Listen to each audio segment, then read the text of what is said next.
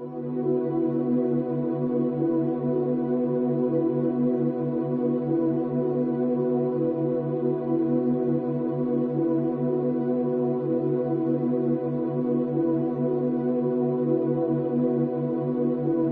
the 21st century, the world is experiencing difficult times. No matter how one chooses to look at things or how much of a positive attitude one tries to adopt, there is still a great deal of uncertainty amongst most people in regards to the future. And many of those who have taken the time to investigate and who are aware of such things see the situation as hopeless, and many feel powerless in the face of the New World Order Leviathan that is ever more quickly engulfing our civilization. Yet the reality is that people are not powerless at all. In fact, quite the opposite is true, for there is a very simple and effective way to stop the New World Order in its tracks.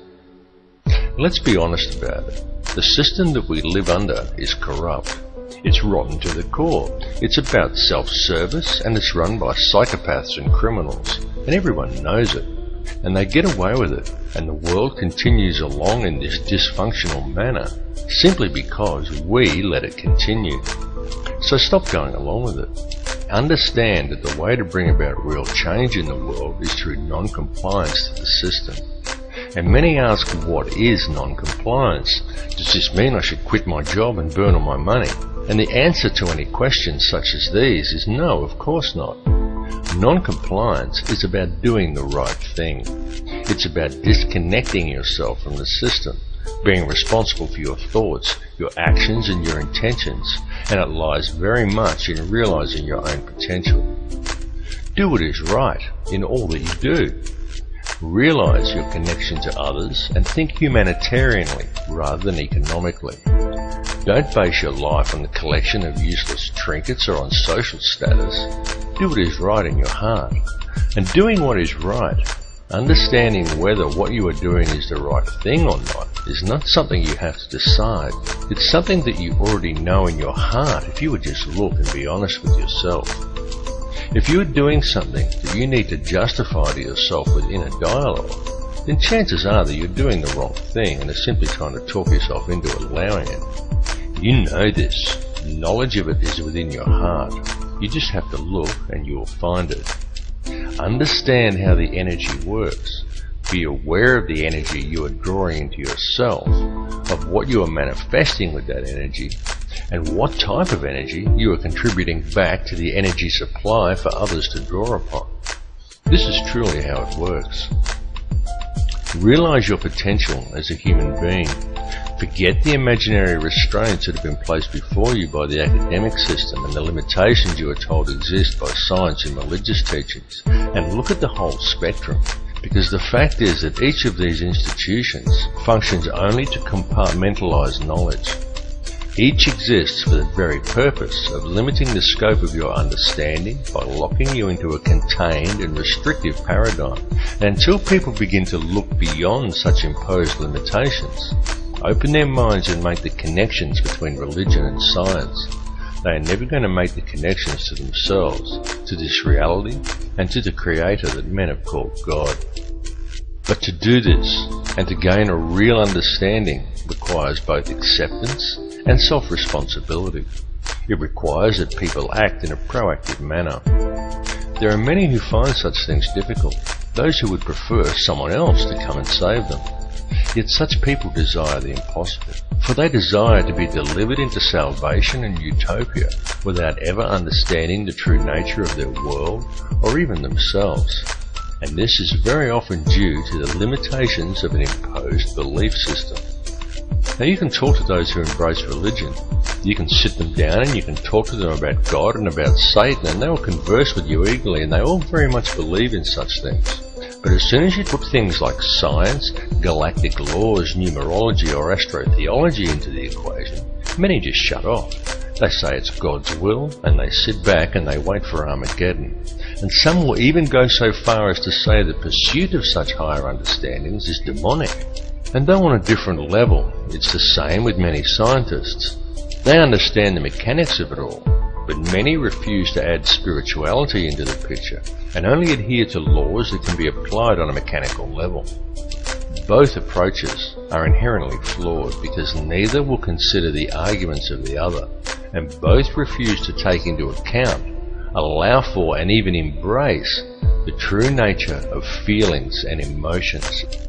Yet feeling and emotion is the key to it all. Feeling and emotion is the language that is used to create and to mold reality. Feeling and emotion is the true nature of prayer, and it is also the language by which man may communicate with the Creator. What is the true nature of that divine entity that man has named God? The Creator is the intelligence that underlies all, the fabric that permeates all realities. The Creator exists as one, a single consciousness that is in essence a duality, both male and female, the Alpha and the Omega. This is why in every religious text in which the Creator speaks, it is in the plural. This is the nature of the divine matrix, connects all things, the consciousness of which we are all expressions. As self-awareness grows and realization of one's connection to this consciousness awakens within each person, institutionalized religions seek to externalize this force and suggest that God is something external from man, a benefactor that is looking down on us.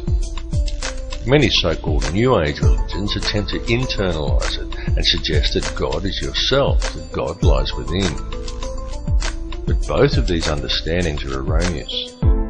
Every being in creation, both you and I, and every other person in this reality, is an eternal living soul expression of God, of the consciousness of the Alpha and Omega, just as every soul is male-female in nature.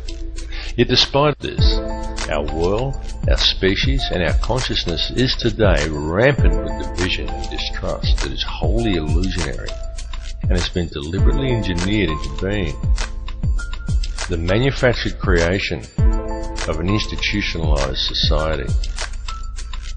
This has been going on for a very long time, and it has reached extreme proportions over the last century. During this time, man as a species has been shifted so far from his center and so far away from true reality that we have almost completely lost our humanity. We have been trained to be totally dependent upon the system. We have been robbed of our will, of our self-esteem, and our independence. We have been trained to believe whatever the TV tells us, and to think that image, social status, and the collecting of meaningless trinkets is the meaning of life. But most importantly, through television, the mass media, and through the ingestion of brain-inhibiting toxins such as fluoride, we have been robbed of our power to think critically and objectively. And most dangerously of all, through these same machinations, we have been robbed of our life skills. This last fact alone has placed mankind in the most vulnerable position of our entire recorded history. For at this point in time, we are, almost each and every one of us, completely dependent upon a corrupt corporate apparatus for our survival.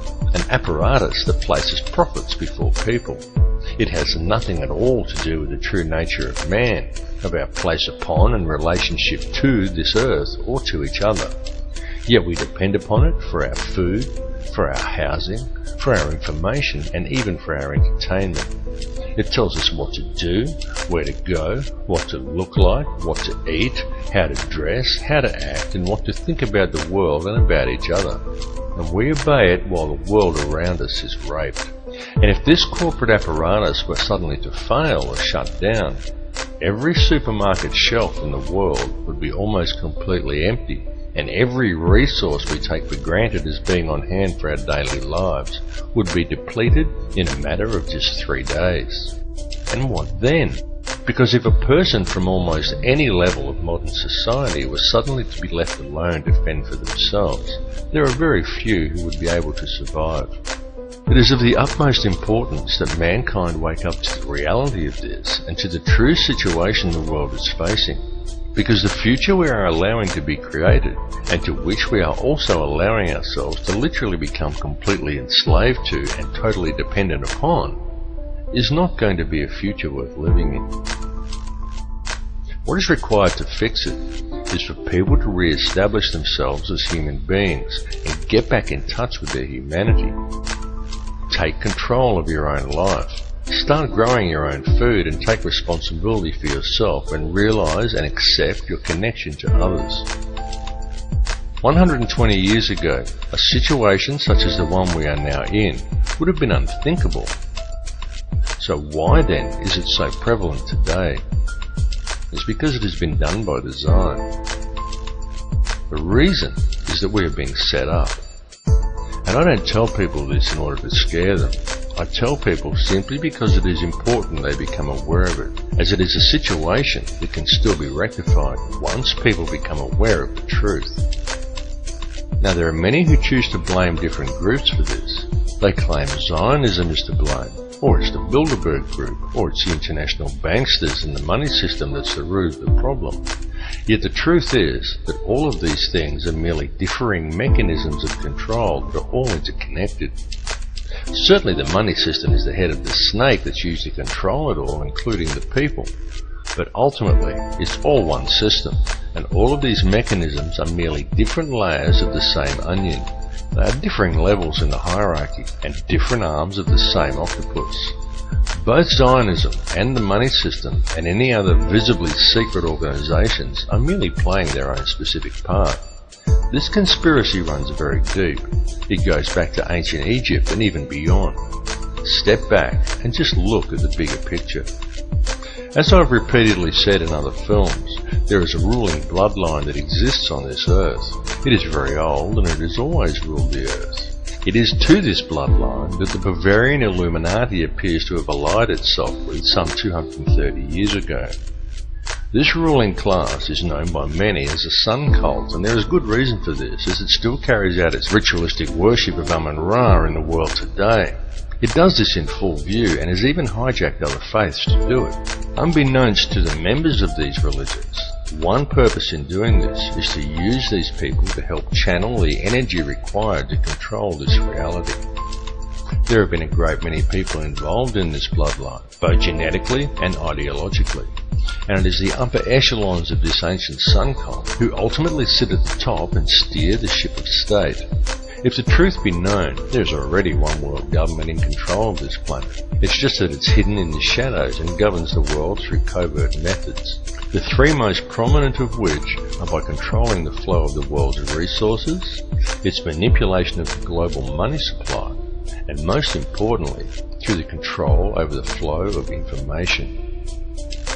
Now, archaeological evidence clearly shows us that there have indeed been civilizations as advanced as our own, and perhaps even in possession of technology that we are still yet to realize, that once existed on this planet in times long past.